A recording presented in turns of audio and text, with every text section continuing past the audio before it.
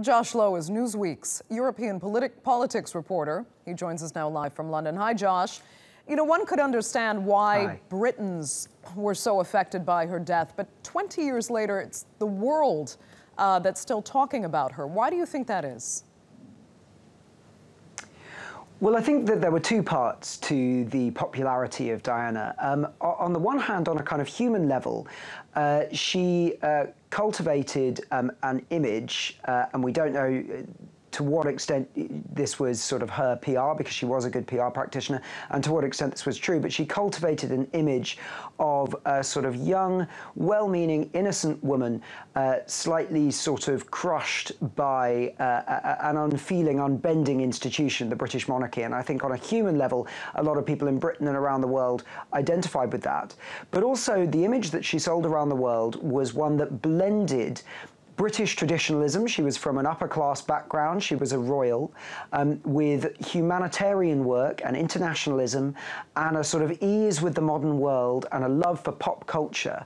And that image, actually, if you look, is coincidentally very similar to the image that Britain has presented of itself to the world from that time. And it's one that's been very successful. It's very compelling.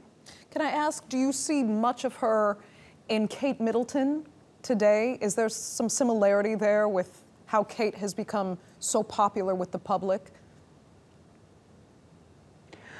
I think that there is actually quite a lot of difference with Kate Middleton. If you look at the way that Prince William and Kate Middleton live, until recently they actually lived outside of London most of the time, not at their official residence in Kensington Palace. They're a fiercely private couple. William does do many very successful interviews, talks about issues he cares about, talks about things like mental health, as we just heard in your report there. But Kate doesn't speak too much. If you compare that to Diana, who later on, certainly, after the separation from Charles, when she had her own causes, when she set up what one former palace official described to me as a kind of rival court, Diana was a very public figure, someone very engaged.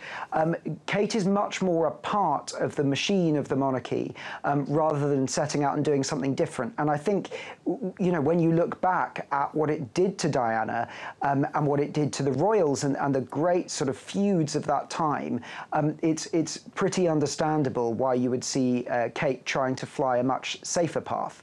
That said, the human side of her, her commitment to style, her love for charity work, for relatable causes like mental health, these could well, of course, have taken inspiration from some of the more popular aspects of Diana's legacy. Okay, Josh Lowe joining us there from London. Thanks so much for that.